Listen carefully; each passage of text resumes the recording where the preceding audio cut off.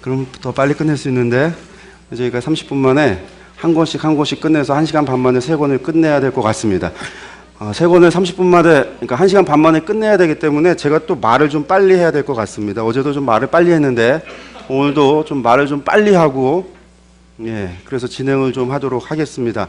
뒤에 앉아 계신 분들은, 바깥에 계신 분들 들어와 주시고요. 강의 진행하도록 하겠습니다. 저희들이 예언서를 이사야하고 미가까지 이제 봤습니다. 저희들이 이사야하고 미가까지 봤으면은 왕으로 치면, 열왕기 왕으로 치면은 어디까지 본 거냐면요. 저희들이 히스기야 왕까지 봤습니다.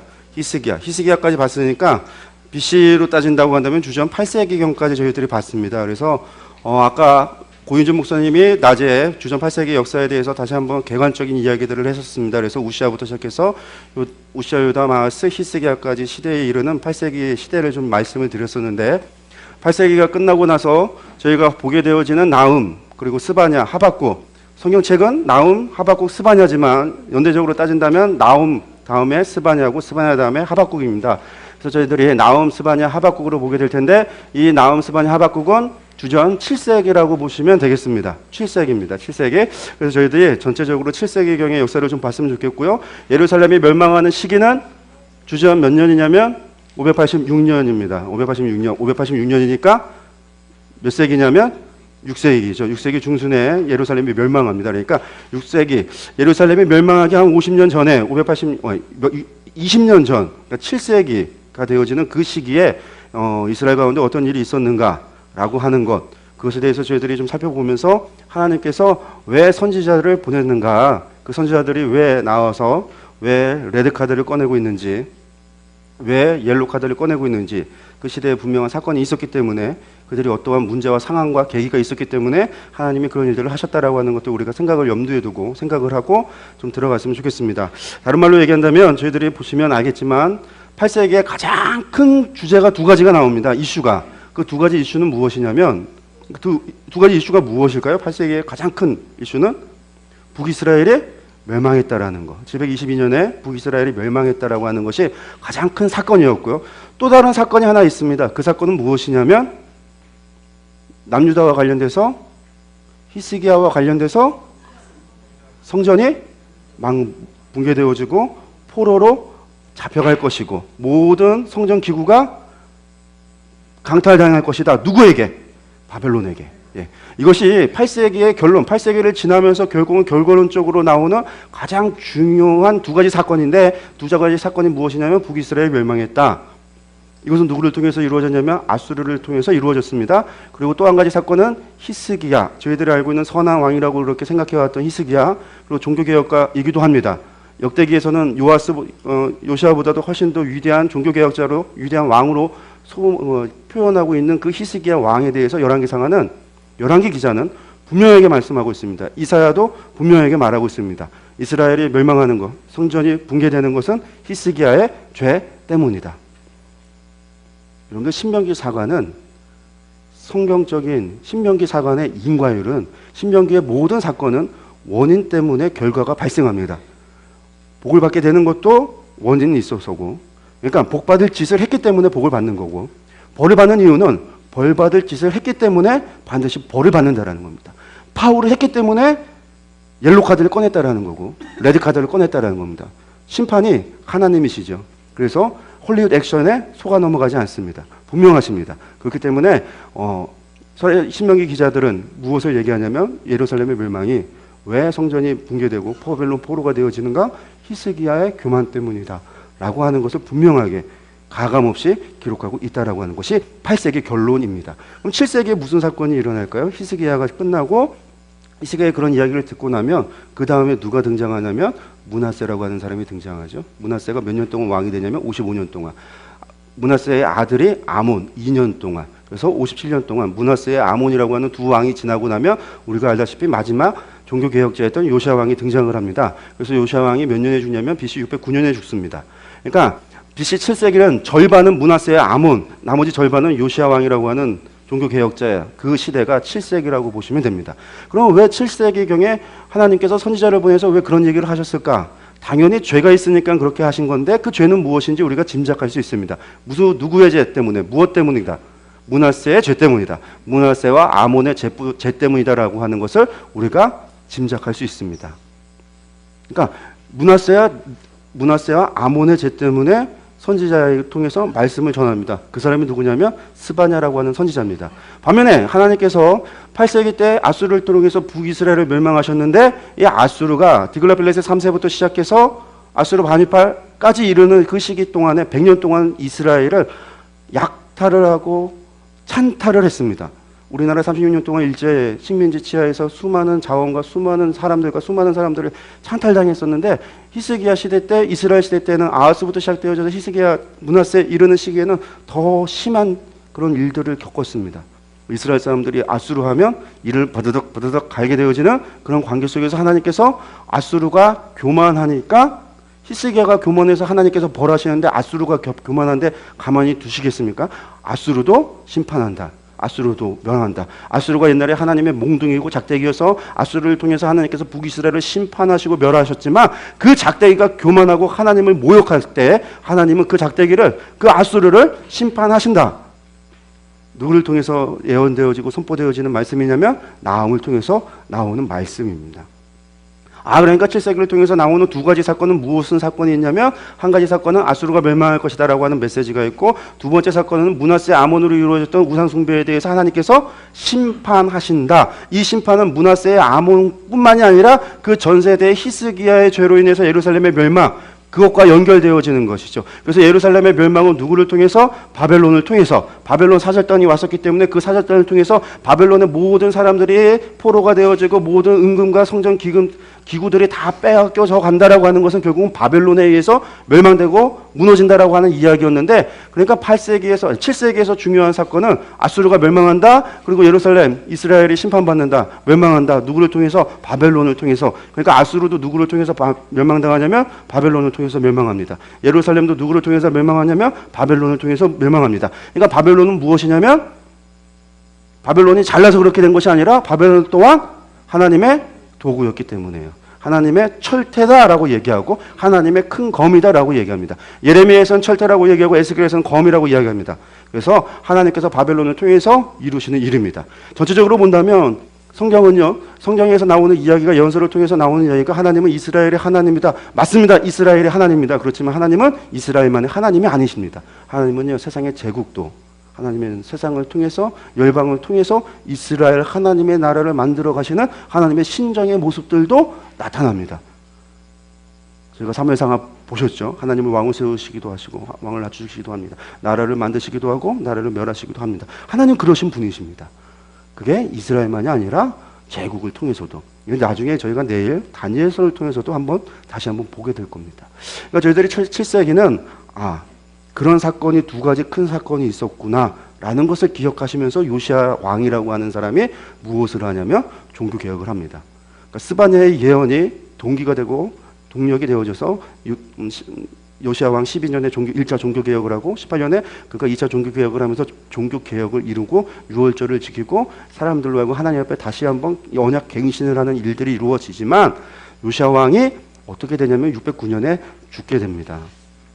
요시야 왕이 죽고 여호아스가 왕이 되었다가 여호아스가 폐위되고 애굽의 바로가 여호야김을 왕으로 세워서 여호야김이라고 하는 사람이 왕으로 등장하게 되는데 그 사람이 11년 동안 통치하게 되는데 그 사람은 하나님을 섬기지 않고 죄를 범하고 우상을 섬기고 므낫세의 도를 따라서 나쁜 길로 가게 됩니다. 그때가 되고 났을 때 보니까 요시야 왕이 했던 그 종교 개혁이 결국은 요시야 왕의 혼자의 열심이었고 그를 따랐던 제사장 그룹과 그를 따랐던 백성들 그 언약의 자리에 갱신의 자리에 나왔던 그 모든 사람들이 결국은 형식이었고 그것이 그냥 하나님께 대한 진심의 언약 갱신이 아니라 회개가 아니라 거짓이었다라고 하는 것이 요시야 왕이 죽음 이후에 여호야김 시대를 넘어가면서 다 드러나게 되는 겁니다. 그때 선지자 예레미야가 한탄하는 거죠. 내가 차라리 태어나지 않았더라면. 그가 감옥에 갇혀서 제사장이 감옥에 가둬서 예레미야가 감옥에 갇혀서 내가 당시 차라리 태어나지 않았더라면 그런 한탄을 하게 되는 거고 그러면서 예레미야가 무엇을 선포하게 되냐면 바벨론이 올라온다. 바벨론이 온다. 그러니까 스바냐를 통해서 선포되어졌던 그 예언의 이야기가 이사야를 통해서 했던 이야기가 이제 이루어지는 거죠. 바벨론이 온다. 근데 바벨론이 온다라는 얘기에 하나님, 이건 말이 안 됩니다 라고 하나님 앞에 질문한 사람이 있는 거예요. 그 사람이 누구냐면 하박국 선지자입니다. 그러니까 저희들이 7세기를 통해서 보는 세 명의 선지자 나훔, 스바냐, 하박국을 저희들이 이런 상황과 배경 속에서 저희들이 좀 가지고 이 세 선지자를 좀 봤으면 좋겠습니다. 예레미야도 요시야 왕 때 활동했던 선지자입니다. 하박국보다 먼저 앞서 있습니다. 하지만 예레미야는 사역이 깁니다. 요시야 때부터 시작해서 시드기야 왕, 그 후에 그달랴 총독, 그리고 그 이후에 애굽으로 이주 때까지 활동하기 때문에 예레미야는 길기 때문에 이 이후에 보게 됩니다. 그래서 내일 아침 7시부터 예레미야를 보게 될 것이고요. 오늘은 하박국까지 좀 보도록 하겠습니다. 그래서 저희들 나훔으로 먼저 보겠습니다. 나훔입니다. 나훔. 먼저 말씀을 드렸습니다. 나훔이라고 하는 사람은 선지자인데 누구에 대한 예언이었냐면 아수르에 대한 심판 예언이라고 말씀을 드렸습니다. 아수르에 대한 심판 예언입니다. 근데 나훔이라고 하는 사람의 이름을 보면요, 위로, 평안, 충분한 위도, 이런 의미를 가지고 있습니다. 다른 말로 얘기한다면 아수르를 갖다가 하나님이 심판하신다라는 말씀이 결국은 이스라엘 백성 유다인들에게 있어서는 위로의 말씀이 되어졌다라고 보시면 되겠습니다. 그래서 나훔서 전체에는 무엇에 대한 이야기만 나오고 있냐면 아수르를 갖다가 하나님께서 심판하시겠다, 멸하겠다, 진멸하겠다라고 하는 말씀만 나오고 있습니다. 그리고 이스라엘을 갖다가 위로하시고 그들을 구원하시겠다라는 말씀이 나옵니다. 아수르가 왜 그러냐? 여러분들 히스기야 왕 때 18만 3천 명이 하루 만에 다 죽었습니다. 사내립이. 그리고선 돌아갔어요. 제가 예전에 성경을 잘 모를 때는 그 이야기만 듣고서는 사내립이 그 뒤로 올라갔다가 아들들의 역성혁명에 의해서 그가 바로 죽었구나. 쿠데타 사건이 그의 죽음 기사가 성경에 바로 나오니까 그런 줄 알고 있었습니다. 그런데 그렇지 않습니다. 사내립이 히스기야가 18만 3천 명이 다 죽었는데 돌아가서도요, 사내립은 오랫동안 살아 있습니다. 그리고 어디까지 정벌 하냐면 가서 바벨론도 정벌합니다. 그런 것들은 여러분들 연대기표 뒤에 보는 연대기표를 보면 사내립이 몇 년도까지 살아있는지를 좀 보게 됩니다. 681년까지 살았습니다. 바벨론을 공격한 게 689년입니다. 사내립이 이스라엘을 침입했던 사건은 701년입니다. 그러니까 18만 5천 명이 죽고 난 다음에도 몇 년을 더 사는 거냐면요, 20년을 더 살고 바벨론도 정복하는 왕이 사내립입니다. 그래서 히스기야 때에 46개 성읍을 걷다가 아수르에게 정복당했을 때 히스기야가 사내립이 돌아갔어도 이스라엘의 상황은 어떤 상황이었냐면 예루살렘과 예루살렘 그 근방에 있는 지역을 제외하면 전부 다가 아수르에 의해서 정복돼서 성읍을 빼앗긴 상황입니다. 므낫세가 55년 동안 왕이 되어졌는데 므낫세는 예루살렘과 그 주변 잠깐 가까이에 있는 그 작은 지역의 왕이었다는, 나머지 지역은 아수르에게 정복되었고 그리고 오랜 기간 동안 끊임없이 아수르에게 찬탈되어져 가는 겁니다. 그러니까 사내립이 랍사게를 보내, 사내립이 달란트 30달란트 보내라고 할 때 30달란트가 없어서 성문에서 그 금 벗겨내고 있는 짓을 하는 게 히스기야가 그런 짓을 하고 있지 않습니까? 다윗과 솔로몬 시대 때 다윗이 성전을 짓기 위해서 바쳤던 금이 10만 달란트였는데 10만 달란트였고 마음에 더 드리고 싶어. 그래서 개인 재산을 5천 달란트를 또 드렸어요. 그걸 보더니 제사 그 신하들이 왕도 저렇게 바쳤는데 우리도 좀 바쳐야지 해서 3천 달란트를 드립니다.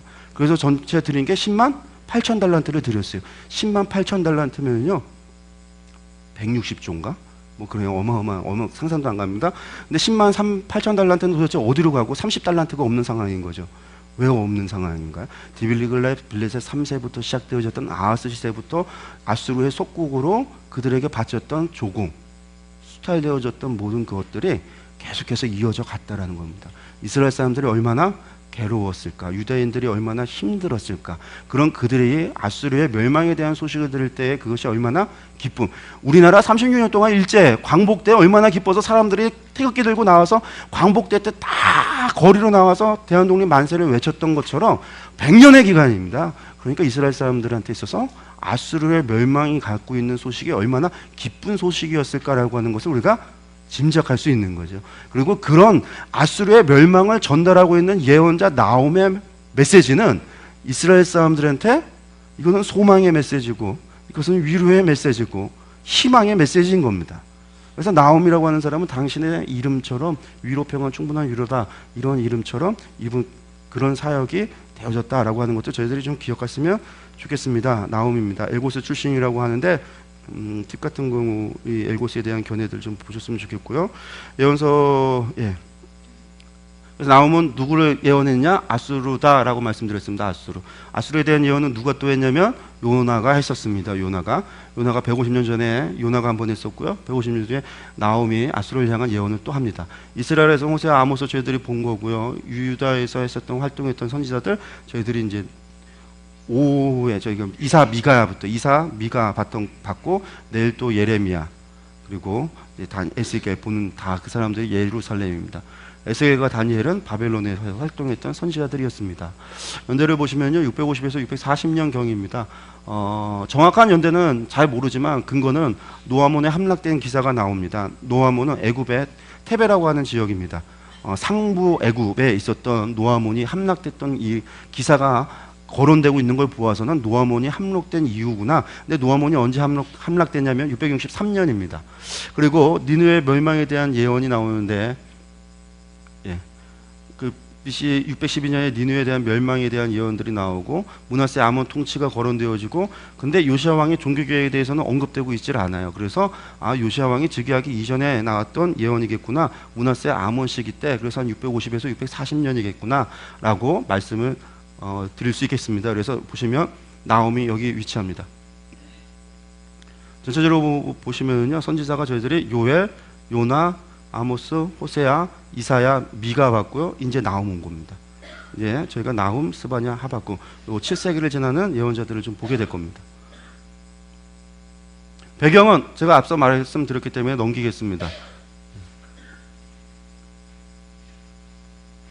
아수르 제국이죠. 예, 아수르 제국. 이게 이제 아수르 제국의 최고 전성기였을 때의 모습입니다. 아까 그 노아몬이라고 하는 지역, 테베라고 하는 지역이 요 상부, 나일강 상부에 있었던 지역입니다. 이 정도 되어지는데 그 지도 좀 보셨으면 좋겠고요. 기록 목적 보시면요, 하나님을 대적한 니느웨에 대한 심판에 대한 메시지입니다. 하나님을 의뢰하는 자에게 자비를 베푸시는 하나님에 대해서 소개합니다. 그래서 크게 나홈서에서는 하나님의 속성, 하나님의 모습이 두 가지가 기록되고 있는데, 하나는 하나님은 보수하시는 하나님이다라는 겁니다. 보수하시는 하나님, 보수한다라는 게 무슨 뜻이냐면 복수하시는 하나님이라는 뜻입니다. 하나님은 복수하시는 하나님이다라는 겁니다. 누구를 위해서 복수하시냐면요, 하나님의 백성을 위해서 하나님께서 복수하신다라는 겁니다. 하나님은요, 당신의 손에 피를 묻힐지언정 당신께서 사랑하는 자들의 손에 피를 묻히기를 원하지 않습니다. 그래서 하나님께서 다 해결해 주신다라는 겁니다. 복수도 하나님이 해주신다라는 거죠. 십자가에 달려 돌아가시는 것도 내가 해줄게. 하나님께서 독생자 예수 그리스도의 몸으로 이 땅에 오셔서 당신께서 십자가에 달려 돌아가셨습니다. 수치도 내가 받아줄게. 하나님께서, 예수님께서 십자가에서 온갖 수치도 모욕을 다 받으셨습니다. 하나님이 하셨습니다. 구원은 누가 이루었습니까? 그래서 하나님이 이루신 거죠. 십자가에서 100% 하나님께서 다 이루신 것이고, 우리는 그것을 믿음으로 말미암아 구원에 이르는 줄로 믿습니다. 예. 기록 목적, 하나님에 대한 두 가지가 나오는데, 첫 번째, 하나님은 복수하시는 하나님이다라는 겁니다. 하나님의 백성을 위하여 하나님은 보수하시는 하나님이다. 두 번째, 하나님을 의뢰하는 자, 하나님을 찾는 자에게 하나님은 산성이 되어 주신다라는 겁니다. 하나님을 의뢰하고 하나님을 찾는 자는 하나님이 보호해 주신다, 하나님이 산성이 되어 주신다, 하나님이 구원해 주신다라는 이야기가 나홈서를 통해서 나옵니다. 그러니까 나홈서에서 두 가지, 우리가 하나님에 대한 것을 생각해 본다면, 하나님은 보수하시는 하나님이다. 두 번째, 하나님은 의뢰하는 자를 보호하신다, 구원하신다라는 것. 어제부터 신명기사관 잠깐 얘기했는데, 신명기사관 4장 19절 이하에 나오는 말씀, 하나님을 찾고 전심으로 찾고 찾는 자를 하나님은 무엇인다? 만나주신다. 여러분들, 므낫세 아몬 시기입니다. 온갖 우상숭배에 빠졌던 그 시기에, 나중에 요시야 때 가면 요시야의 종교개혁이 있었음에도 불구하고 열왕기 상하에서 뭐라고 나오냐면, 하나님께서 그 므낫세로 인하여 불타는 그 진노를 참지 못해, 그 진노가 가라앉지 않았다라고 그럽니다. 말씀하고 계십니다. 그런 그 시기에도 하나님께서는 무엇인다? 나를 찾고 찾는 자, 하나님을 의뢰하는 자, 그 애를 하나님은 보호하시고 구원하신다 라고 하는 하나님의 변함없는 모습으로서의 그런 두 가지 모습이 나오신다라는 거예요. 그래서 두 번째, 하나님을 의뢰하는 자에게 자비를 베푸시는 하나님이다 라는 겁니다. 그러면서 무엇을 얘기하고 있냐면, 볼지어다 아름다운 소식을 알리고 화평을 전하는 자의 발이 산 위에 있도다. 유다야, 내 절기를 지키고 내 소원을 갚을지어다. 이 말씀이 무엇입니까? 아름다운 소식을 알리는 자가 누구시냐면, 아수르의 멸망을 전하러 오는 사람이 있을 것이다. 다른 말로 해서 아수르는 반드시 분명히 뭐한다? 멸망한다라는 말씀입니다. 아수르의 멸망이 얼마나 아름다운 말씀이겠습니까? 우리나라 일본이 망했습니다. 라디오에서 방송 나왔을 때 모든 사람들이 길거리로 뛰쳐나가서 대한독립 만세를 외쳤던 그 장면을 좀 생각해 보신다면, 나홈의 이야기가 정말 이스라엘 사람들에게서 얼마나 아름다운 소식이었을까라고 하는 것을 우리가 좀 미루어 짐작할 수 있다라는 것입니다. 첫 절과 끝절 보겠습니다. 니느웨 첫 절 보시면 니느웨에 대한 경고고 엘고스 사람 나홈의 묵시에 그리라. 끝절은요, 내 상처는 고칠 수 없고 내 부상은 중하도다. 내 소식을 듣는 자가 다 너를 보고 손뼉을 치나니 이는 그들이 항상 내게 행패를 당하였음이 아니더냐 하시니라. 끝절은요, 이거는 아수르의 멸망에 대한 예언으로 끝이 납니다. 니느웨에 대한 경고로 시작합니다. 나오면 그러니까 시작부터 니느웨에 대한 경고로 시작해서 니느웨의 멸망, 아수르의 멸망으로 예고로 끝이 난다라는 거. 그러니까 나훔서는 처음과 끝이 무엇으로 되어져 있다? 나훔은 아수르의 멸망에 대한 예언이다라는 거 여러분들 좀 기억하시면 좋겠습니다. 그러니까 예언서가요, 서신서보다 훨씬 쉽습니다. 서신서도 어렵지는 않습니다. 서신서도 저희가 잘 이제 내일부터 내일 모레부터 서신서 보겠지만, 서신서도 저희들이 사도행전과 바울연대 그런 것들을 잘 보고 그 역사적인 배경만 잘 보면 서신서가 참 어려운 책이 아니다라는 것을 저희들이 쉽게 볼 수 있습니다. 우리가 어려운 이유는 요절과 구절 그곳에 함몰되기 때문에, 그리고 그것을 신학을 해석을 하려고 해서 어려운 부분인데, 예언서는요 실제적인 사건 속에서 있어지는 예언입니다. 그리고 오늘날 우리가 본다면 당시의 예언은 우리의 입장에서는 역사일까요? 역사입니다. 역사입니다. 이 사람들한테는 예언이지만 우리한테서는 이미 역사 가운데 이루어진 사건이기 때문에 저희는 역사라는 겁니다. 그러니까 이루어진 사건을 우리가 보는 거기 때문에 어려운 게 아닙니다. 아직 안 이루어진 거 있습니다. 몇 가지. 이사야서에서 말하고 있는 하나님의 새하늘과 새 땅은 하나님의 백성을 통해서 회복시키신다라고 하는 삼중 회복의 예언 가운데 마지막 회복은 누구를 통해서? 하나님의 백성을 통해서. 그 하나님의 백성이 누구입니까? 교회, 저와 여러분들을 통해서 하나님께서 이루실 그 나라, 그 새하늘과 새 땅은 아직 이루어지지 않았습니다. 하지만 그 전의 사건들은요 다 이루어진 겁니다. 고레스를 통해서 이미 이루어졌습니다. 예수 그리스도를 통해서 우리의 죄의 문제가 이미 해결됨으로 우리는 회복되어졌습니다. 이미 이루어진 사건입니다. 나훔서도 이루어진 사건입니다. 아수르 멸망했습니다. 지금 남아있지 않습니다. 그렇기 때문에 역사라는 거죠. 그렇기 때문에 나훔서는 이것이 어떤 묵시고 희한하고 이것이 상징이고 그런 이야기가 아니라, 예언서들은 분명한 사건 속에 분명한 경고, 분명한 결과로 나타났던 말씀들이라는 거, 우리가 그렇게 생각을 하고 예언서를 보게 되면 이 예언서가 우리가 생각하는 조금 예언서 하면 조금 먼 책이 아니라 이것이 정말로 가까운 책이고 이것이 정말로 백성들에게 하셨던 하나님의 진심이 담겨 있는 거죠. 잘못할 때 바르게 하기 위해서 전하는 하나님의 메시지, 충고. 그러니까 우리가 정말 자주 봐야 되는 것이 예언서이기도 합니다. 우리는 항상 옳은 길로 가고 있지 않거든요. 그렇기 때문에 예언서는요 가까이 하고 봐야 되는 책이기도 합니다.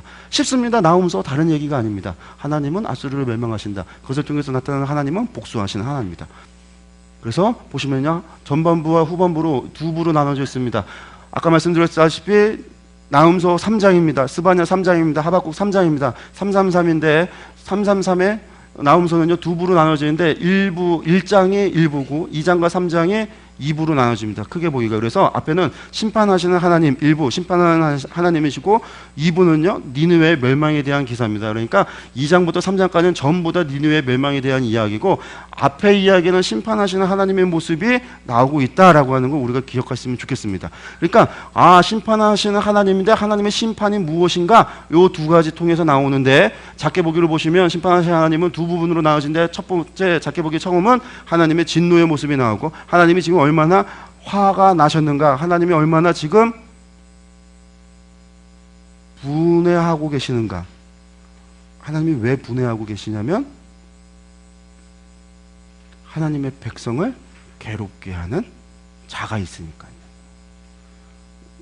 하나님은 복수하시는 하나님입니다. 하나님은 우리 때문에 우리의 원수를 향하여 하나님은 분노하시기도 하시는 하나님이십니다. 여러분들 혹시 억울한 일이 있으시거나 경험하신 그런 일들이 갖고 계신 분들이 계시면 해결하려고 하지 마시고요. 복수하시는 하나님한테 의뢰하시기 바랍니다. 하나님께서 분내하시면, 나보다 더 분노하시면 하나님 복수하십니다. 다윗의 시편을 보면 그런 시가 많습니다. 하나님께 의뢰하는 하나님한테. 그의 당신의 그 정말 꺼내놓기 힘든 이야기까지도 하나님 앞에 다 꺼내놓으면서 저주시도 나오잖아요. 그놈의 새끼 아예 태어나지 않았더라면, 엄마 뱃속에서 죽었더라면, 뱃속에서 태어날 때 엄마가 죽었더라면, 막 그렇게 저주하는 시도 나와요.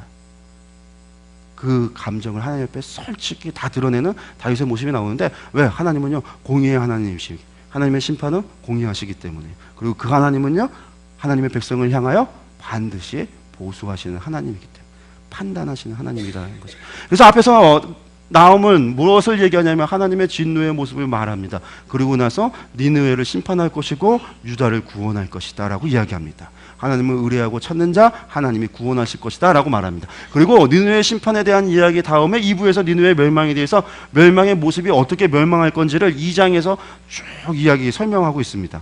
그리고 난 다음에 세 번째, 멸망 이유, 니느웨가 왜 멸망해야 되는지, 아수르가 왜 멸망해야 되는 이유에 대해서 설명하고 있습니다.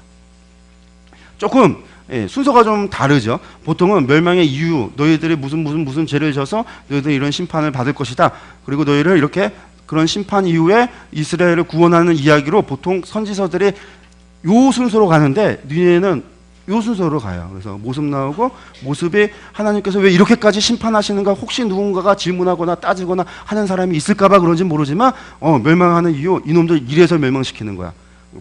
빼도 박도 못하도록 아수르의 멸망에 대해서 말씀하고 있다라고 하는 것. 이것이 전체 보기입니다. 전체 보기 이렇게 보시고요. 진노의, 하나님의 진노의 모습 보시면은, 저희들이 성경을 좀 보시면 이렇게 한번 같이 읽겠습니다. 여호와는 질투하시며 보복하시는 하나님이시니라.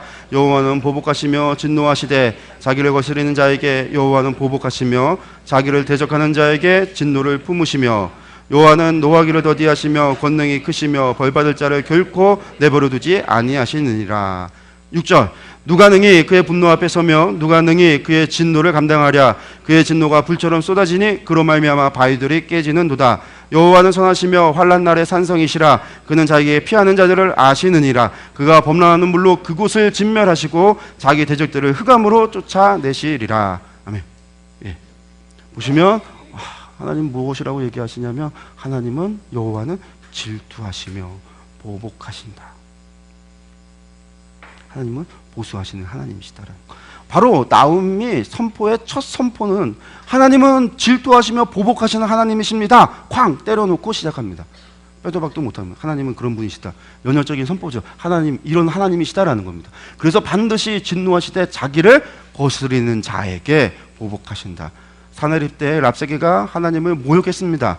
18만 5천 명이 한꺼번에 죽었지만, 그럼에도 불구하고 아수르가 끊임없이 이야기하는, 스스로 잘라서 그들이 대국을 이루고 제국을 이루었다고 생각하는 그들을 하나님께서는 버려두지 않으시는 거죠. 요나 때 그들이 회개함으로 하나님께서 그들을 구원하셨고 그들에게 큰 복을 주셔서, 요나 이후에 디글레사필렛의 3세 때가 되면 아수르가 제국이로 하는, 이제 세계사 가운데 제국이라는 모습으로 큰 나라를 이루기 시작을 해서 패권을 주어졌지만, 그들이 교만하자, 하나님을 대적하자, 여호와를 대적하자, 하나님께서 그들을 벌하신다라는 겁니다. 대적하는 자에게 진노를 품으신다. 하나님은 하나님을 대적하는 자를 산산히 부수신다. 그리고 여호와는 노하기를 더디하시지만 권능이 크시며 벌받을 자를 결코 내버려 두지 않는다. 하나님은 이런 분이시다라는 겁니다. 하나님은 노하기를 더디하십니다. 그렇다고 해서 노하기를 더디하신다고 해서 하나님께서 심판을 안 하시는 것이 아닙니다. 하나님은 노하기를 더디하시고 자비가 크시기는 하지만 하나님이 죄에 대해서 눈 감으시지 않으신다라는 것을 우리가 기억해야 합니다. 하나님은 반드시 벌받을 자를 결코 내버려 두지 않으신다라고 말씀하고 계십니다. 그래서 아까 남일영 목사님이 그 얘기 말씀드렸습니다. 하나님 앞에서 우리가 죄를 지었으면 죄에 대해서 죄의 대가를 치른다라는 이야기 말씀드렸습니다. 구원받는 거는요, 구원은 믿음으로 구원받습니다. 어린 양의 보좌 위에 앉으신 어린 양께서 구원을 받을지 안 받을지는 그분께서 결정하세요. 제가 구원받을지 안 받을지 그거는요 그분께서 결정하신, 우리는 다 그 앞에 서는 사람일 뿐입니다. 아무리 의로운 사람이나 아무리 죄인이나 우리는 모두가 어린 보좌에 앉으신 어린 양 앞에 서는 사람이고, 그때 어린 양의 보좌에 앉으신 그분께서 우리를 좌로 우로 나눌 겁니다. 그때 내가 아무리 그리스도의 주의 이름으로 병자를 고치고 귀신을 쫓아냈어도, 복음을 전했어도 내가 너를 도무지 알지 못한다 하면 주여 왜 저를 알지 못하나이까 할 수 없는 거예요. 그냥 가는 거죠. 예, 다 그런 자리에 있는 게 저희들입니다. 하지만 그 자리에 계시록을 보니까 무엇이 있냐고 그러냐면 생명록책과 우리의 행위가 기록되어 있는 행위책이 있어서 행위대로 판단한다고 말씀을 드렸어요. 성경에 기록하고 있습니다. 우리가 그것을 좀 기억을 하셔야 돼요. 하나님의 공의는 죄에 대해서 눈 감지 않습니다.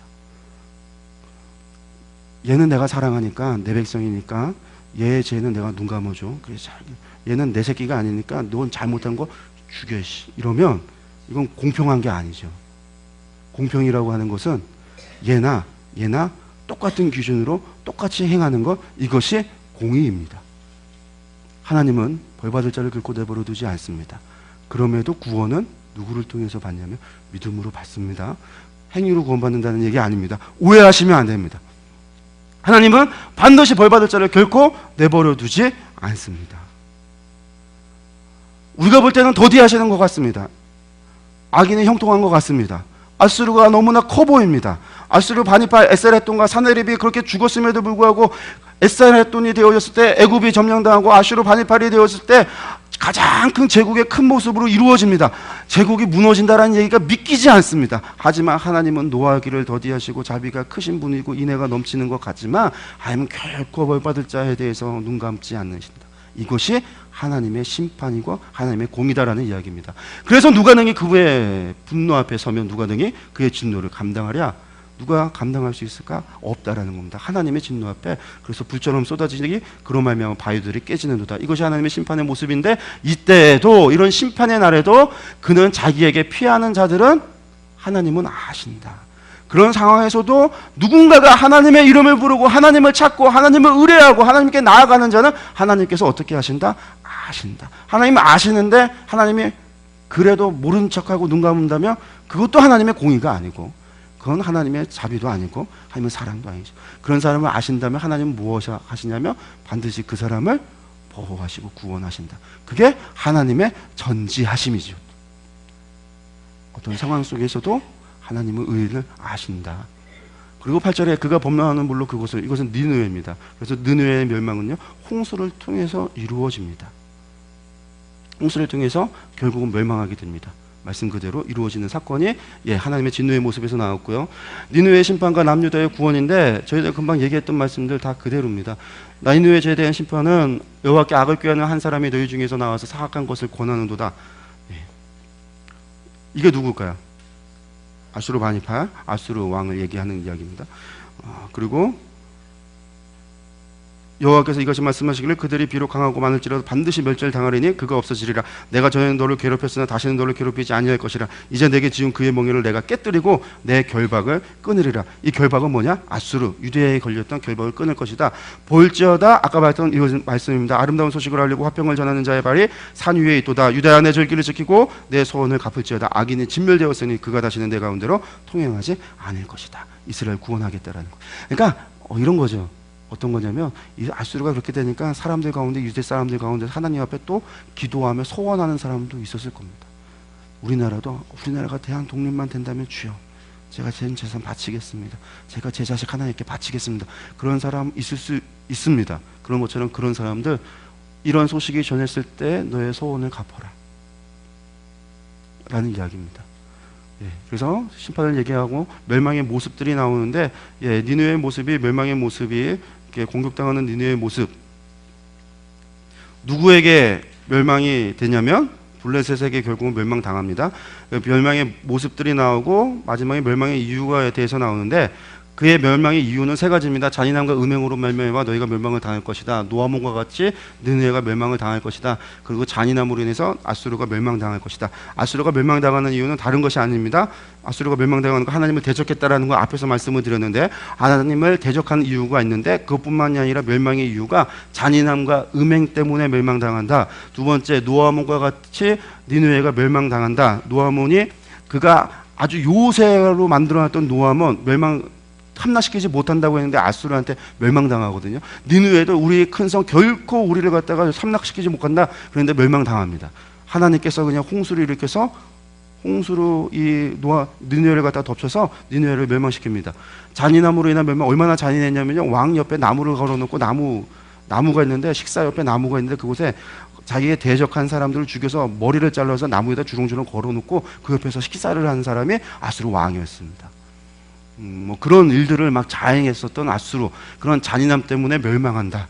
멸망의 이유도 여러 가지 있습니다. 오바댜에 보면 에돔은 형제가 고난당할 때 옆에서 도리어 형제를 괴롭게 했기 때문에 멸망당한다고 나오거든요. 이렇게 하나님께서 잔인함과 음행과 잔인함 이런 것들로 멸망시킨다. 여러분들 하나님은 뭐라고 얘기했냐면 아모스를 통해서 정의가 강같이 공의가 강물같이 흐르기를 원하신다고 말씀을 드렸고요. 아까 미가서에서 하나님이 원하시는 것이 무엇이라고 그랬냐면 무엇이라고 말씀드렸어요? 하나님은 정의를 원하시고 인애를 원하는 하나님이시다라고 말씀드렸습니다. 그것이 결국은 레위기 율법을 요약해서 하시는 말씀입니다. 내가 거룩하니 너희도 거룩하라. 의를 행하지 않는 것 하나님은 멸합니다. 하나님이 거룩이기 때문에 그렇습니다. 하나님 이것 때문에 니느웨를 멸망시킨다라고 말씀합니다. 나눔서 3장 3장입니다. 나눔서 한마디로 말씀드리겠습니다. 아수르가 비록 하나님의 몽둥이가 되어졌습니다. 그들이 니느웨가 하나님 앞에 회개해서 하나님 앞에 복을 받고 큰 제국이 되어졌고 하나님의 몽둥이가 되어져서 범죄했던 북이스라엘을 심판하는 하나님의 도구로 사용되어졌을지라도 그들이 하나님 앞에 교만하고 하나님을 대적했을 때 하나님은 그들을 결코 내버려 두지 않으셨다라는 겁니다. 그들을 심판하셨다라는 겁니다. 하나님은 제국을 통해서 이방 나라를 들어서 하나님의 백성들을 치십니다. 왜 치시냐면 그들이 회개하고 돌아오기를 원하기 때문에 치십니다. 그들을 돌아오기를 원하시는 것이 하나님의 마음입니다. 그래서 선지자를 통해서 언제나 심판도 얘기하지만 늘 하나님을 찾으면 내가 너희의 보호자가 되고 산성이 되고 너희의 구원자가 되고 너희를 구원할 거다라는 말씀의 메시지를 늘 전하고 있습니다. 나훔서를 통해서 하나님은 다시 한번 말씀하시는 겁니다. 아수르 내가 멸망시킬 거야. 너희를 그렇게 괴롭하게 했던 그것들 내가 멸망시킬 거야. 그리하여 내가 너희에게 얹혔던 그 결박들 멍에를 내가 다 벗겨줄 거야. 그날에 너희가 나를 찾고 나를 의지한다면 무엇을 하신다? 나는 너희의 하나님, 내가 너희를 보호하는 구원이 되어주신다. 이게 나훔서의 메시지입니다. 그러니까 무엇을 하라는 얘기냐면 유대인들 너희들 나를 이스라엘아 나를 의뢰하라. 나를 찾아라. 저 아수르 두려워하지 마라. 나를 찾아라. 나를 의지하라. 나의 나라가 되어져라. 나는 너의 하나님, 너희는 나의 백성. 이거 함께 가자라고 하는 하나님의 메시지가 나훔서를 통해서도 우리가 볼 수 있다라고 하는 것들 기억하셨으면 좋겠습니다. 스바냐입니다. 정신없이 몰아치고 있는데 시간은 부족합니다. 321페이지입니다.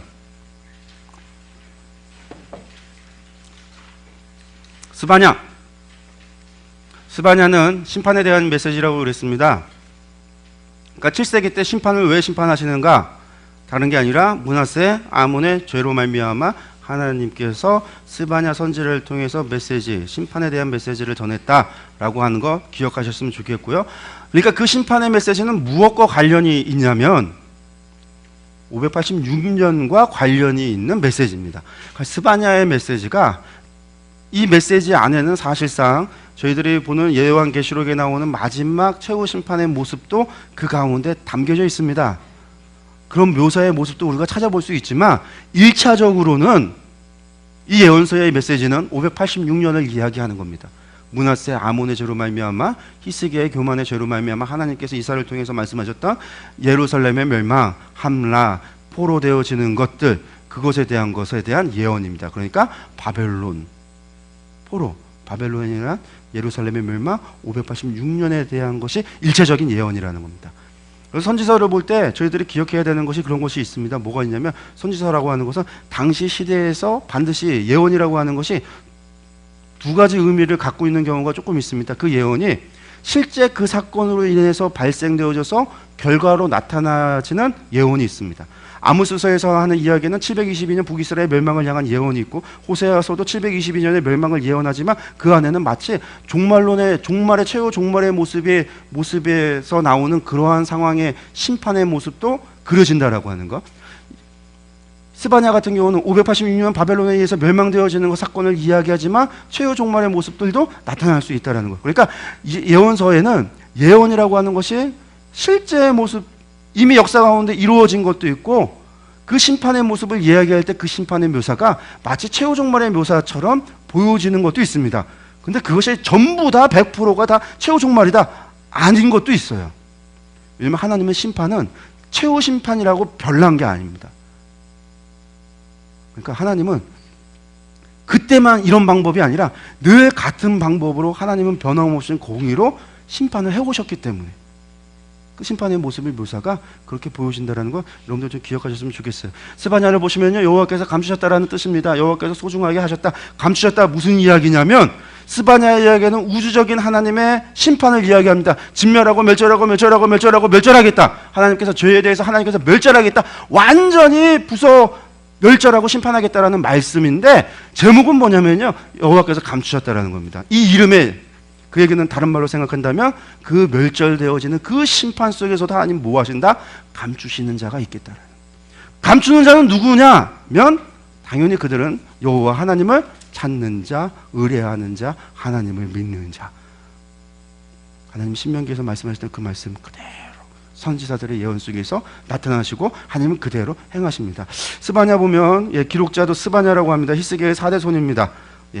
근거 연대는요 636년에서 623년경으로 우리가 이야기를 합니다. 요시야 왕 시대 때 스바냐가 활동합니다.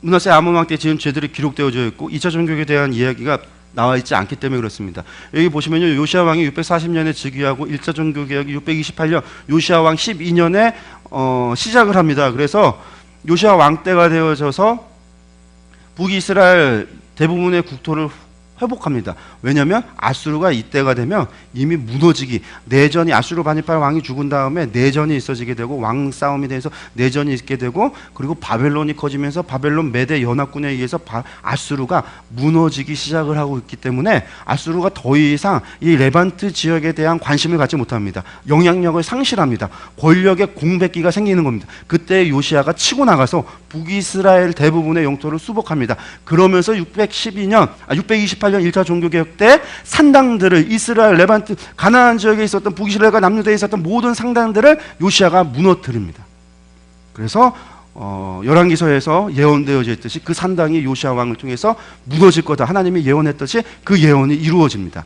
그때 하면서 산당을 무너뜨리면서 1차 종교개혁이 성전 중심으로 종교를 중앙 집권화를 시켜버리는 일들이 이때 있습니다. 그래서 종교개혁 다 하고 돌아와서 622년 이때가 되면 이제 돌아와서 그 산당에 있었던 모든 금은보와 모든 기문품을 다 수거하고 돌아와서 성전을 갖다 수복하고 성전을 수리해야, 그걸 가지고 성전을 수리하는데, 수리하다가 율법서를 갖다 발견합니다. 이것을 보통 모세의 신명기서라고 이야기하는데, 신명기서를 발견하게 돼서 언약 갱신을 하죠. 모든 백성들을 불러 모아서 하나님 앞에 다시 한번 언약을 갱신하고, 그리고 유월절을 지키게 되어지는 사건이 2차 종교개혁입니다. 이게 622년에 있습니다. 그리고 609년에 요시야가 죽게 되는데, 스바냐서는 640에서 623년경 이때를 보통 이야기를 합니다. 아마도 스바냐가 1차 종교개혁 이전에 스바냐의 예언 활동이 시작되어졌던 것으로 보여지고, 그래서 스바냐의 이 심판에 대한 아주 엄중한 경고가 결국 요시야로 하여금 깨닫게 하고 일어나게 해서 다윗 왕의 이름을 다시 한번 부르게 되고 종교개혁을 하게 하는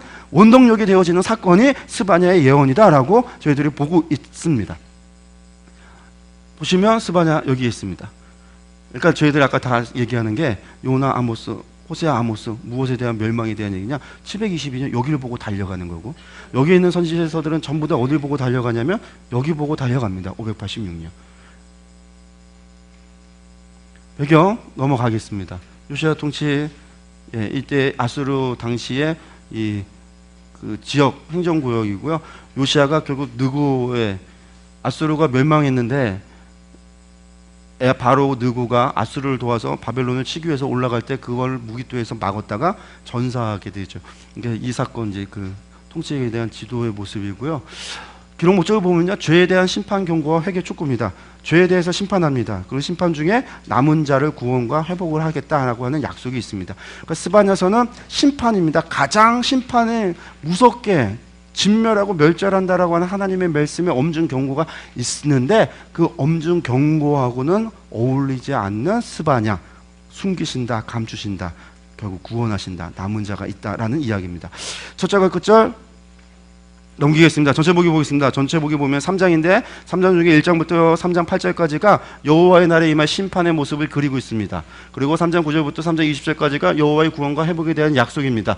여호와의 날에 임할 심판입니다. 이스라엘 사람들은 여호와 날이라고 한다면 그날은 승리의 날이고, 그리고 그날은 경축일의 날입니다. 하나님이 일어나서 이스라엘 백성이 승리하고 회복되어지고 독립되어지는 그런 날로 생각되어졌는데, 스바냐서에서 여호와의 날에 대해서 무엇이라고 얘기하냐면 여호와의 날은 심판의 날이다라고 말씀합니다. 여호와의 날은 승리의 날이 될 수 있습니다. 그 승리의 날은 누구가? 남은 자들이, 하나님을 의뢰하는 자들이, 하나님을 찾는 자들에게는 그날은 승리의 날이고 위로의 날일 수 있지만, 여호와의 날은 심판의 날이다라고 하는 것을 스바냐서가 보여줍니다. 그런데 전체 이 여호와의 날에 대한 심판이 5등분 되어져 있습니다. 5등분 보면요, 모든 것을 진멸하리라. 첫 번째 1장 1절부터 1장 3절까지 모든 것을 진멸하겠다. 1장 4절부터 1장 18절까지 남유다와 예루살렘에 임한 심판에 대한 모습을 이야기하고, 2장 1절부터 2장 3절까지 여호와를 찾으며 공의와 겸손을 구하라 라는 메시지가 있습니다. 2장 4절부터 2장 15절까지 열방들에 대한 하나님의 심판의 모습이 그려지고 있고, 3장 1절부터 3장 8절에 예루살렘의 4가지 죄와 범죄한 4가지 지도자, 4명의 지도자, 네 분류의 지도자에 대해서 나오고 있습니다. 이것을 보면은요, 요 여호와의 날에 대한 심판 5가지를 보면요, 이거는 도너츠 형태의 구조로 모습을 가지고 있습니다. 모든 것을 진멸하겠다. 하나님께서 왜 이렇게 진멸하고 멸절하고 심판을 하시는가 봤더니 예루살렘과 이스라엘 가운데 4가지 죄가 있고 4가지 분류의 지도자의 죄가 있다라고 하는 겁니다. 남유다와 예루살렘을 임한 심판을 얘기하는데, 4번째 구조에서는 열방들에 대한 하나님의 심판의 모습이 나오고 있습니다. 그럼 그 가운데 있는 게 무엇이냐? 여러분들, 우리가 구조를 볼 때 도너츠 구조는 중심이 가장 중심이거든요.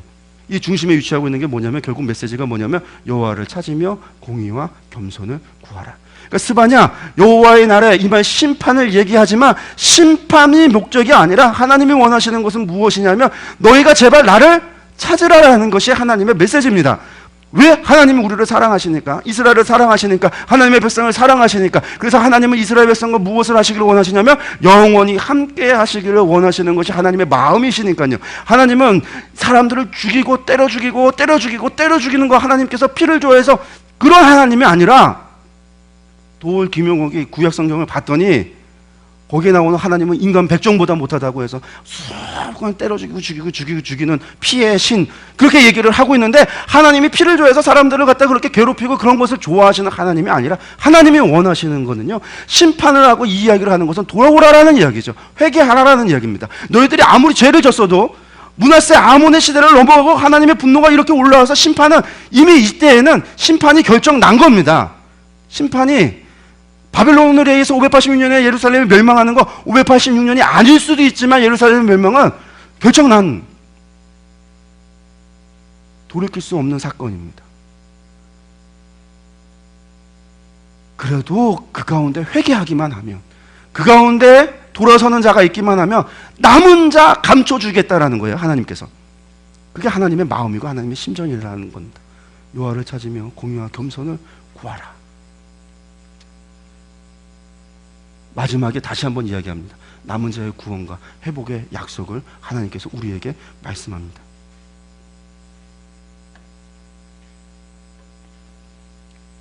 앞에 거랑 뒤에 거만 좀 보겠습니다. 모든 것을 진멸하리라. 하나님께서 얼마나 엄중하게 경고하고 계시는지 읽겠습니다. 여호와께서 이르시되 내가 땅 위에서 모든 것을 진멸하리라.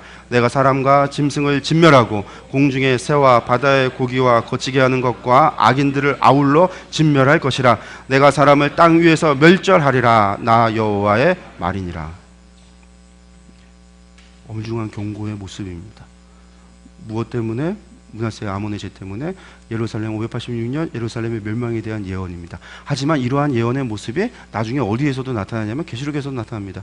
하나님께서 일곱 나팔, 7 대접, 이 심판들을 보며 그 안에 보니까 사람도 짐승도 바다도 해도 산도 모든 계층의 사람도 심판받는 이야기가 나오죠. 하나님의 심판은 하나님의 엄중한 심판의 모습이 나오고 있다는 거 여러분들 우리가 보셨으면 좋겠고, 여호와를 찾으며 공의의 겸손을 구하라 보겠습니다. 보면 하나님 스바냐를 통해서 무엇을 얘기하냐면 수치를 읽겠습니다. 모르는 백성아 모일지어다 모일지어다. 명령이 시행되어 날이 겨같이 지나가기 전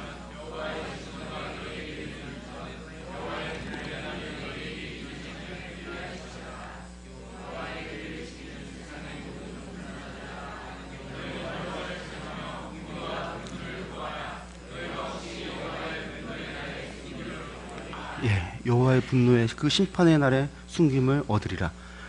구하라는 겁니다. 여호와를 찾으라는 겁니다. 미스바 성회에서 사무엘의 외침이었습니다. 요엘 선지자의 외침이었습니다. 아모스 선지자의 외침이었고, 아까 봤던 미가 선지자의 예침이었습니다. 공의와 겸손을 구하라. 너희가 혹시 여호와의 분노의 날에 숨김을 얻으리라. 그래서 뭐라고 해서 모일지어다, 모일지어다. 이 얘기는 뭐냐면 아직 시행되어 날이 겨같이 지나가기 전 아직 때가 있다라는 얘기입니다. 아직은 있다라는 거예요. 근데 예레미야서 내일 보게 되겠지만 어느 때가 지나가면 그 때가 없어집니다. 때가 없어집니다. 하나님은 노하기를 더디하시고 자비하시고 인애가 크시지만 벌할 자는 반드시 벌하신다. 나오면서 보셨듯이 아수르에만 그러신다면, 이스라엘에게 그러지 않는다면 그것은 공평한 게 아니죠. 하나님은 공평하십니다. 공의하십니다. 그래서 노하기를 더디하시기는 하지만, 자비하시지만, 인애가 크시지만, 사랑의 하나님이시긴 하지만 하나님은 저에 대해서 심판하십니다. 때가 있다라는 거 우리가 기억하셨으면 좋겠습니다.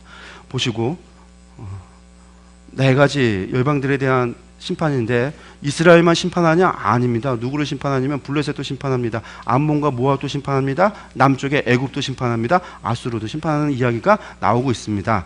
그리고 보면 예루살렘의 네 가지 죄와 네 가지 지도자에 대한 모습이 나오는데, 네 가지 죄가 나오는데, 네 가지 죄가 어떻게 나오냐면, 그가 명령을 듣지 아니하며 교훈을 받지 않으며 여호와를 의뢰하지 아니하며 자기 하나님께 가까이 나아가지 않았도다. 이스라엘이 왜 진멸하고 멸절당해야 되는가? 여러분들 그 죄가 성경에 분명하게 기록되어져 있다라는 거, 그 죄가 뭐냐? 명령 듣지 않았다라는 겁니다. 하나님의 명령 듣지 않았습니다. 하나님의 교훈도 받지 않았습니다. 여호와를 의뢰하지도 않았습니다. 자기 하나님께 가까이 나아가지도 않았습니다. 멸망되고 진멸당해야 되는 이유는 다른 것이 아니라 이것 때문이다라는 겁니다.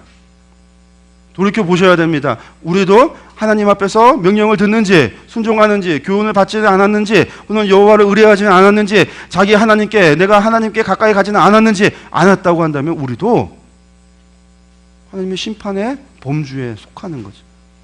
그럼 스바냐의 메시지는 우리에게 어떤 메시지입니까? 겸손히 하나님을 찾으라라는 메시지가 우리에게 주시는 메시지입니다. 범죄한 네 부류의 지도자들이 나옵니다. 이 지도자들 성경을 봅니다.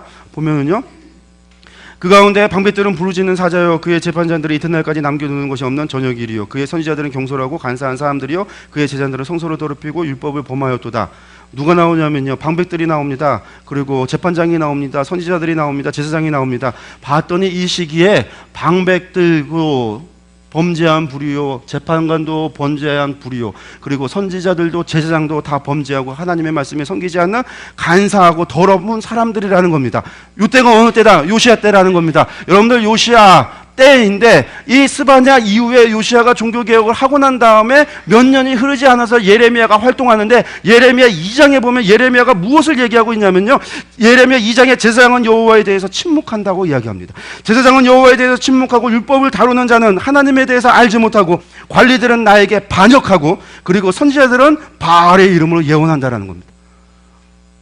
하나님이 기가 막힌 거죠. 그래서 5장에는 무슨 얘기를 하냐면, 세상에 이 땅에 무섭고 놀라운 일이 일어나고 있는데, 그 이 땅에 무섭고 놀라운 일이 무엇이냐면, 선지자들이 거짓으로 예언하고 제자들은 자기 권력으로 다스리고, 이 땅의 백성들은 그것을 좋다고 박수치고 있다라는 것이 이 땅에 무섭고 두려운 일이라는 겁니다. 하나님도 이 땅에 두렵고 무서운 일이 있는데, 그 이 땅에 두렵고 무서운 일이 무엇이냐? 그렇다라는 겁니다.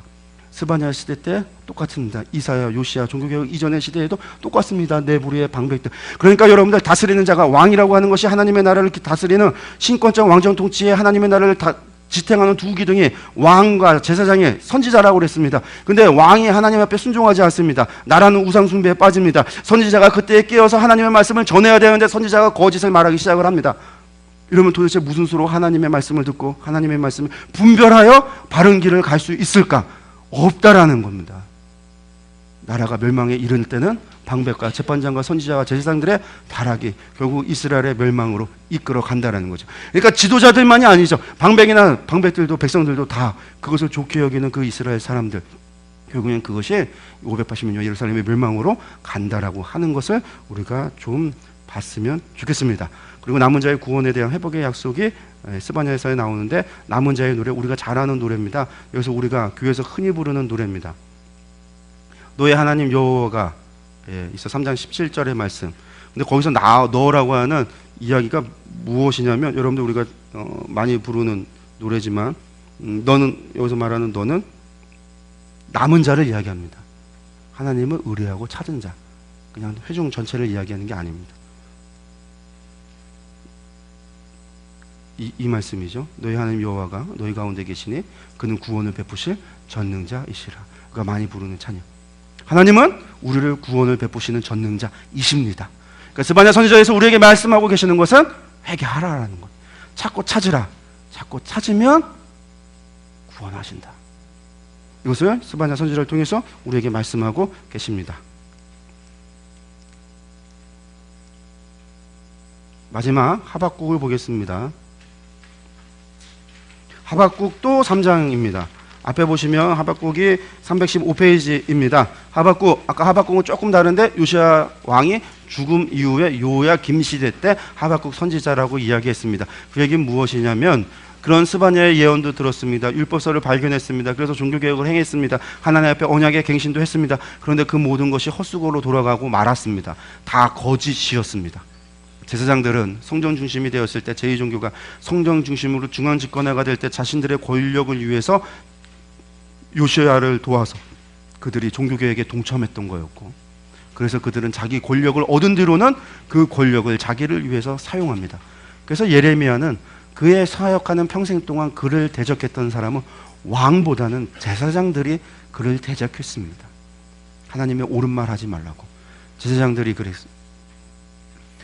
그리고 백성들도 거짓된 그런 우상숭배, 거짓된 종교개혁이었고 결국 우상숭배로 돌아가는 모습 속에서 예레미야가 바벨론이 올라와서 이스라엘을 정복한다, 올라와서 공격한다, 유다가 바벨론에게 침략당한다라는 예언을 할 때에 하박국 선지자는 그 이야기를 듣고 이해하지 못하는 것.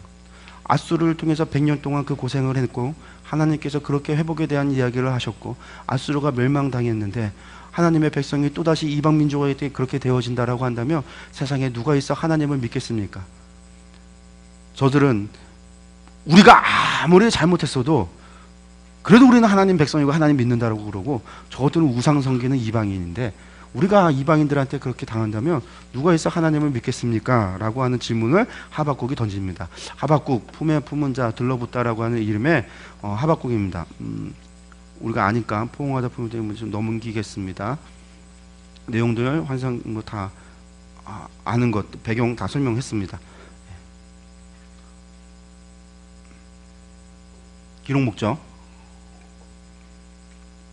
하박국의 기록 목적은요, 하나님의 공의에 대한 설명입니다.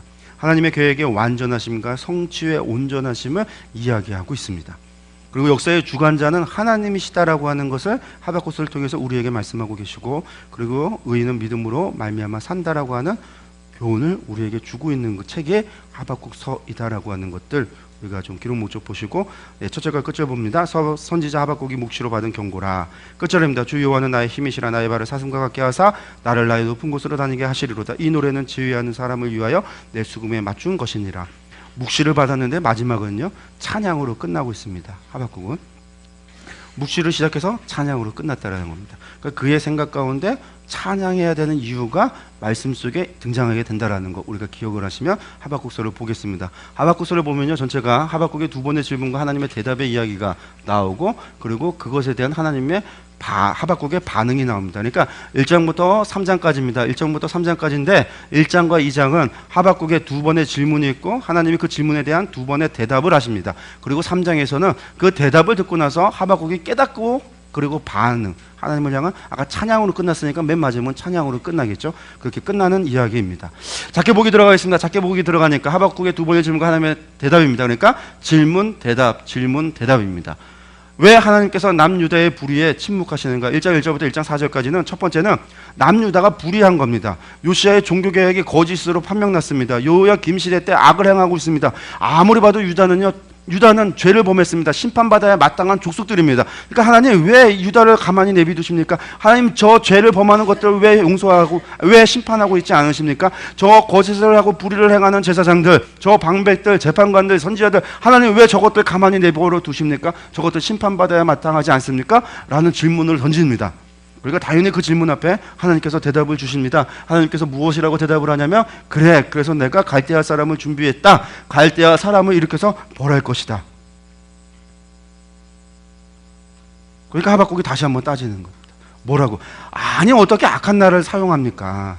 하나님, 우리는 그래도 하나님의 백성입니다. 아니 우리가 그래도 죄졌어도 하나님, 그래도 우리 하나님 백성인데 우리를 어떻게 저 이방 나라 우상 섬기는 바벨론에게 우리를 내어줄 수 있습니까? 왜 더 악한 나라를 사용합니까? 이러면 도대체 하나님의 평판이 땅에 떨어져서 누가 있어 하나님 믿겠습니까? 하박국이 따집니다. 하나님께 질문합니다. 그랬더니 하나님 뭐라고 얘기하시냐면, 정한 때가 온다라는 거죠. 정한 때가 온다. 그건 무엇이냐면, 악인의 형통이 영원한 것 같지만 악인의 형통이 끝날 때가 있고, 의인의 고난이 영원한 것 같지만 의인의 고난이 끝나는 때가 있다. 정한 때에 하나님의 심판이 있다라는 메시지를 전합니다. 그리하여 의인은 믿음으로 산다라는 말씀을 하고 있습니다. 여기서 말하는 의인은 믿음으로 산다라고 하는 거, 그래서 로마서에서 나오는 오직 의인은 믿음으로 산다라는 거는, 그래서 루터 선생님께서 그렇게 좋아하셨던 이 의인은 믿음으로 산다라는 말씀은 그런 말씀이 아니죠.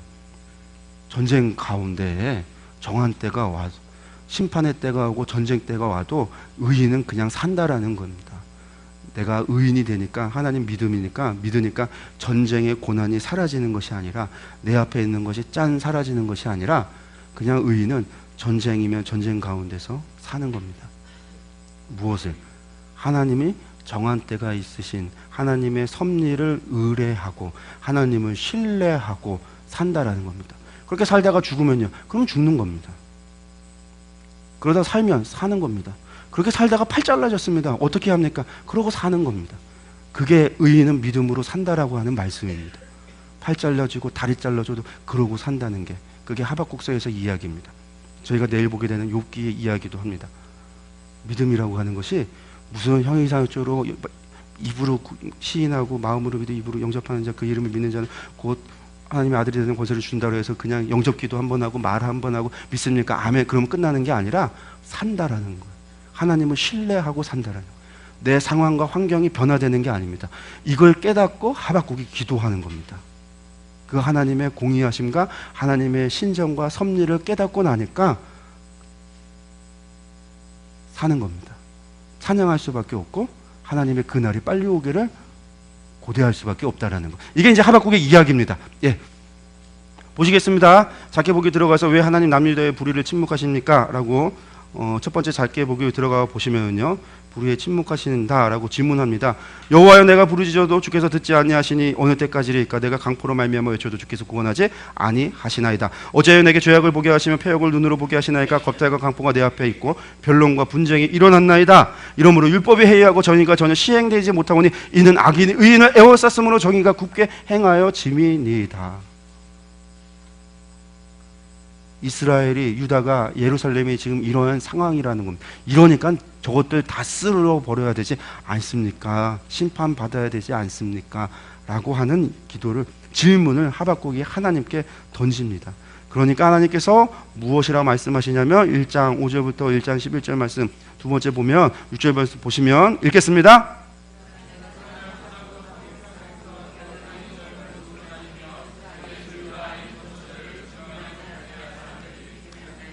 갈대 사람이 누구냐면 바벨론 사람입니다. 바벨론을 일으켰다라는 겁니다. 바벨론을 통해서 심판하실 것이다. 준비에 다 대놨다. 하나님 말씀하십니다. 그랬더니만 다시 한번 질문합니다. 1장 12절부터 17절까지 어떤 말씀을 질문을 하냐면 13절 읽겠습니다.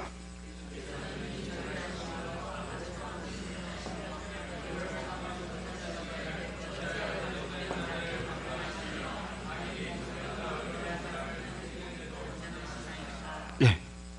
왜 악인이 자기보다 의로운 사람을 삼키는데 잠잠하십니까? 갈대아 사람이 우리 날고 겨도 저들은 우상 숭배하는, 하나님 저들은 마루두개 자손들이고 마루두개 백성인데 마루두개 백성에게 여호와의 백성이 당하면 어떻게 됩니까? 라는 질문을 던진다라는 겁니다. 그러니까 그 질문에 하나님이 무엇을 말씀하시냐면 2장에 하나님의 때가 있다라는 말씀을 합니다.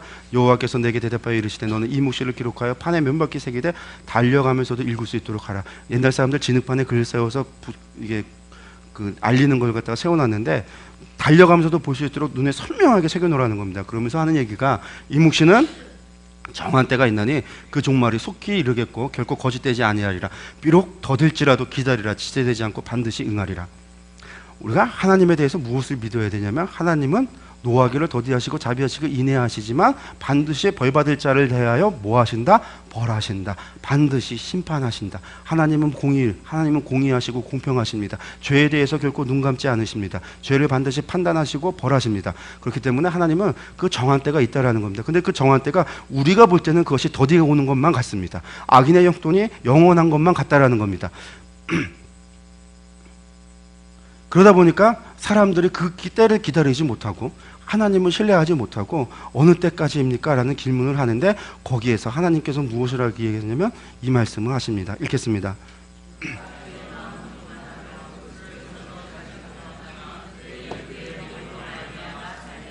예. 의인은 그의 믿음으로 말미암아 사는 거다라는 겁니다.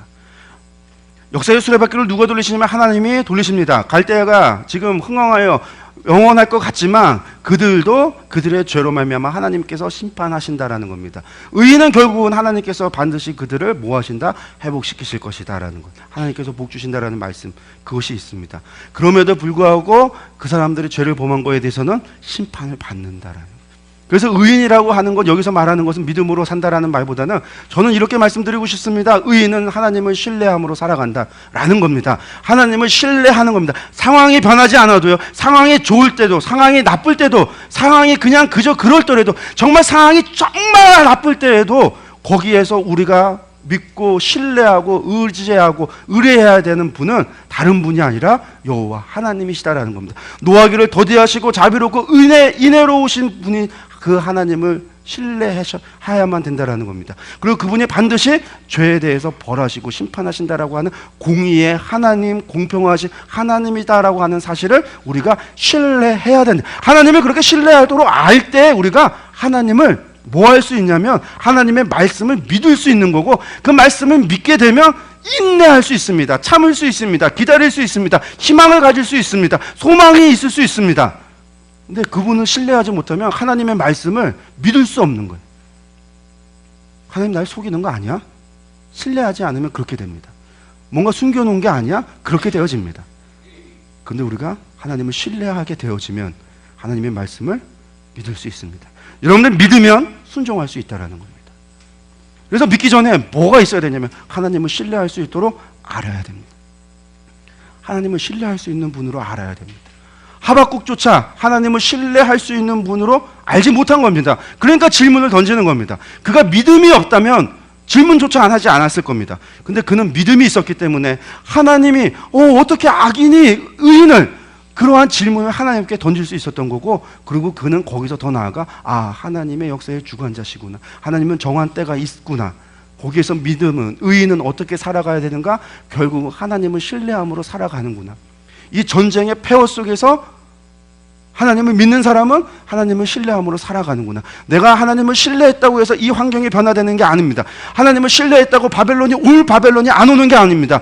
내가 하나님을 신뢰했다고 해서 바벨론이 예루살렘을 점령하지 않는 것이 아닙니다. 예루살렘을 점령했는데 내가 신뢰했다고 해서 바벨론 군사들이 내 집 문 앞에까지 왔다가 지나가는 것이 아닙니다. 지나갈 수도 있습니다. 이적과 기적처럼 될 수도 있지만 들어와서 나를 공격할 수 있습니다. 내 자녀를 나를 포로로 끌고 갈 수도 있습니다. 혹은 내가 칼에 맞아 죽을 수도 있습니다. 혹은 내가 도망가다 다쳐 다리가 쫄뚝바리가 될 수도 있습니다.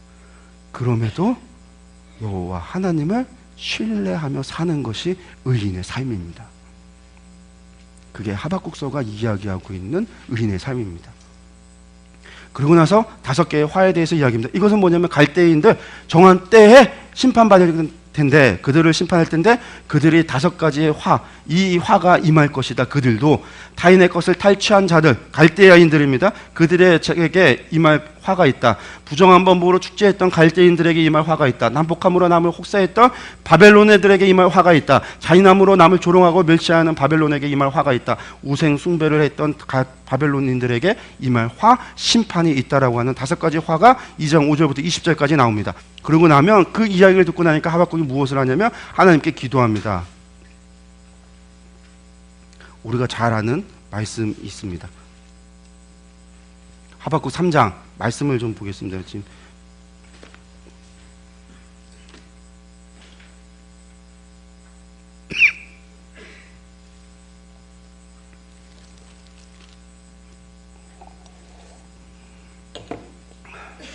(3장 2절) 말씀 읽겠습니다. 3장 2절 말씀 성경을 좀 보시고 읽겠습니다. 여호와여, 내가 주께 대한 소문을 듣고 놀랐나이다. 여호와여, 주는 주의 일을 이 수년 내에 부응하게 하옵소서. 이 수년 내에 나타내시옵소서. 진노 중이라도 긍휼을 잊지 마시옵소서. 3장 2절의 이야기인데, 이 이야기를 듣고 나서 바벨론의 멸망까지, 그거에 대한 이야기까지 듣고 나서 하박국의 기도입니다. 하나님, 진노 중이라도 긍휼을 구하는 기도를 합니다. 하나님, 그 진노 중에라도, 그 심판 중에라도 뭐 해달라? 긍휼을 베풀어 달라. 다른 얘기하면 그 앞에 말했던 스바냐서의 이야기가 마찬가지입니다. 하나님의 그 진멸과 진노의 날에, 그 심판의 날에 하나님 감추어 주옵소서. 누구를? 의인을, 20살을 하나님 감추어 달라고 하는 그건데, 무엇을 얘기하냐면 내가 주께 대한 소문을 듣고 놀랐습니다. 요 밑에 이야기를 보면 내 가슴이 뛰고 내가 두려웠고 공포에 그 바벨론이 올라온다고 하는 그런 이야기에 그랬었는데, 하나님의 이야기를 다 듣고 났더니 하나님, 주의 이 일을 이 수년 내에 부응하게 하옵소서라는 얘기합니다. 이게 성경 66권 전체에서 부응이라는 단어가 유일하게 사용되어 있는 것이 하박국 3장 2절의 말씀입니다. 그래서 여기가 부응이라는 말을 너무나 많이 쓰고, 부응이라는 찬양도 있고 부응 노래를 하는데, 여러분들 이 부응이라고 하는 건 숫자적 부응을 이야기하지 않습니다. 여러분들 팁에 있는 이야기를 좀 보셨으면 좋겠는데, 개역개정이 부응하게 하옵소서라고 되어져 있지만 공동번역에서 뭐라고 나왔냐면 우리 시대의 그 일을 보여주십시오. 우리 시대의 그 일을 보여달라고 했는데, 우리 시대의 그 일이라고 하는 것이 무슨 일이냐면 요 앞에 바벨론의 멸망을 보게 해달라는 겁니다. 여기 봅시다. 주의 일을 이 수년 내에, 주의 일이 무엇입니까?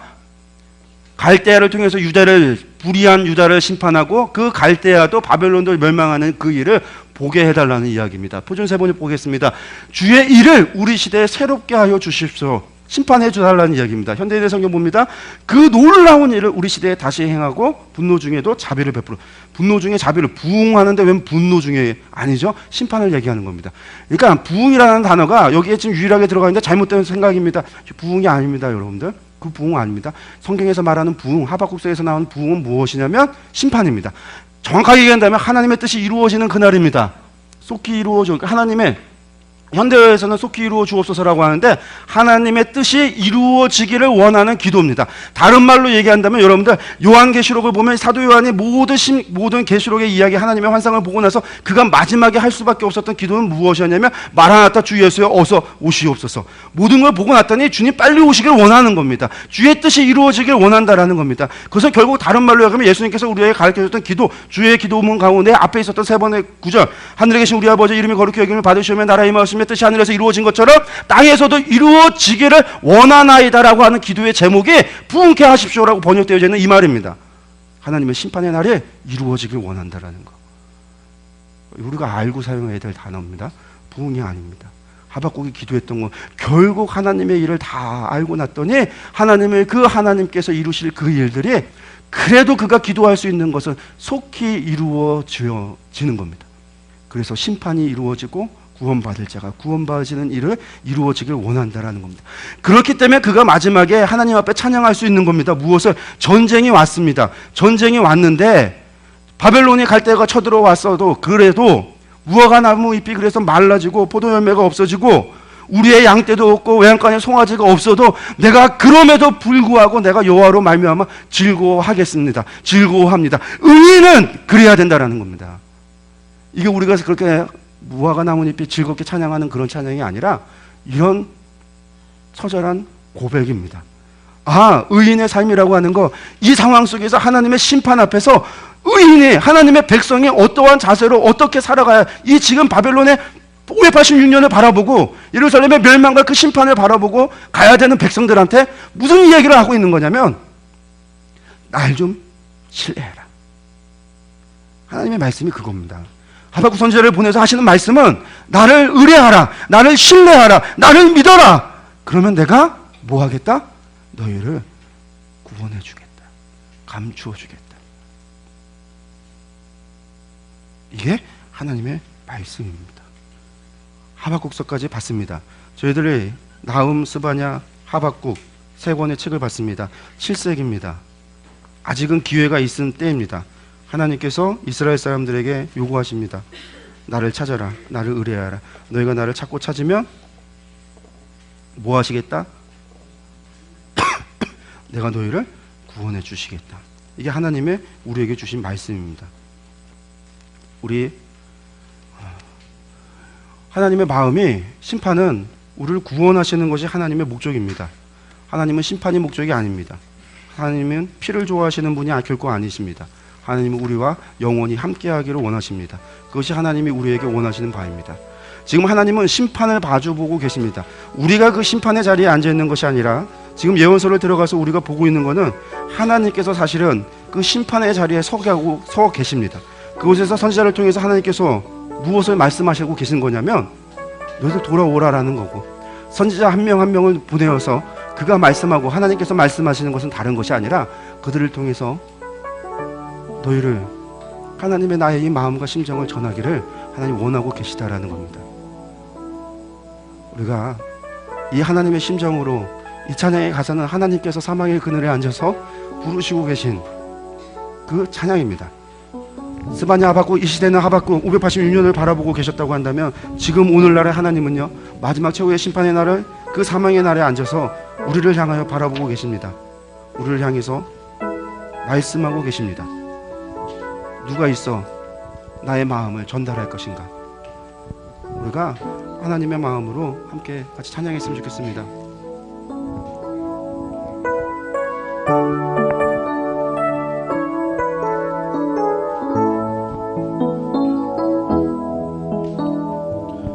사막의 그늘에 앉아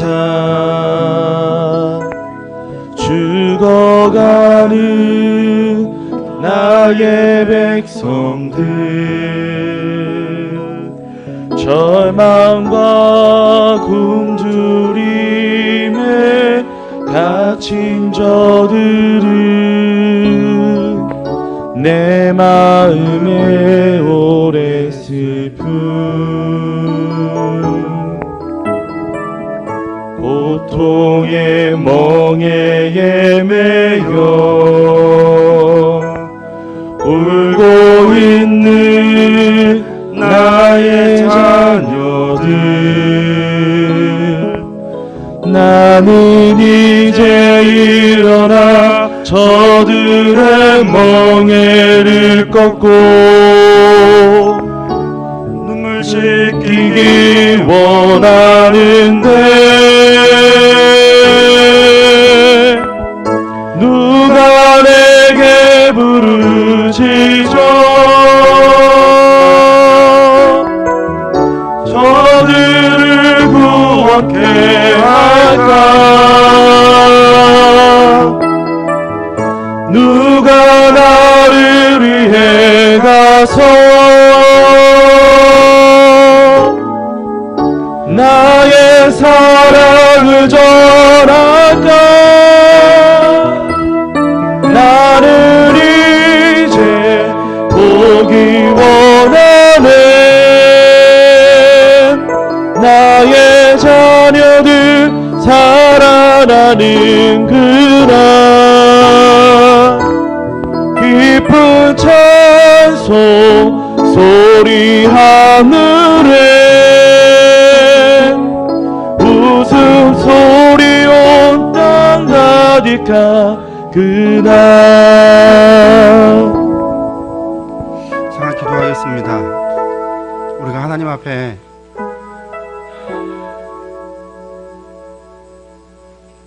온전히 나아가는 저희들이 되어줬으면 좋겠습니다. 하나님, 이 연설을 통해서 하나님의 마음을 저희들이 조금씩 알아갑니다. 그 분냄 속에서도 그 악독한 죄악 속에서도 하나님 참고 또 참으시며 한 명의 사람도 한 영혼이라도 더 구원하기를 원하고 한 영혼이라도 더 영원히 함께하기를 원하시는 하나님의 그 사랑으로 선지자들을 보내며 끊임없이 돌아오라 모여라 회개하라 외치시는 하나님의 그 심정을 우리가 예언서를 통해서 다시 한번 돌아보게 됩니다. 하나님 우리에게 원하고 바라시는 것 다른 것이 아니라 너희가 나를 찾고 찾으며 너희가 나를 의뢰하며 내가 너와 함께하길 원하듯이 너희도 나와 함께하자라고 하시는 하나님의 그 마음을 저희들이 정말로 마음에 품을 수 있게 하시고 깨달아 알 수 있게 하여 주시고 그래야 정말로 하나님이 원하시고 하나님이 바라시는 것을 우리가 바라보며 하나님을 신뢰할 수 있는 분으로 알아가는 저희들 되게 하여 주옵시고 어떠한 상황과 어떠한 어려움 속에서도 우리가 하나님을 신뢰함으로 하나님을 끝까지 의뢰하며 하나님을 붙잡고 나아가는 저희 되게 하여 주옵소서. 그래야 하나님이 임마누엘이라 내가 너희와 함께하기를 원하신다고 하셨던 것 그 말씀 하나님의 그 바람이 우리 가운데에서 이루어질 수 있게 하여 주옵시고 정말로 그날 하나님이 원하시는 그날에 하나님이 앉아 계신 그 자리에서 저희들이 하나님의 어린 양의 혼인잔치에 참여하는 자들로서 함께 나아가는 저희들 되게 하여 주옵소서. 그리고 그것을 원하시는 것은 우리만 원하시는 것이 아니라 하나님 이 땅의 모든 백성을 향하여 하나님 바라시고 원하시고 계심을 우리가 알고 있습니다. 우리가 아는 이 지식 앞에 침묵하지 않게 하여 주옵시고 누가 우리를 위하여 갈고 주님 찾고 계실 때 이사야처럼 제가 여기 있습니다라고 고백할 수 있는 우리가 되게 하여 주옵시고 하나님의 마음과 그 심정을 세상을 향하여 하나님이 그토록 원하시는 세상의 사람들을 향하여 담대히 전할 수 있는 또한 저희들 될 수 있도록 인도하여 주옵소서. 예수님의 이름으로 기도하였사옵나이다. 아멘.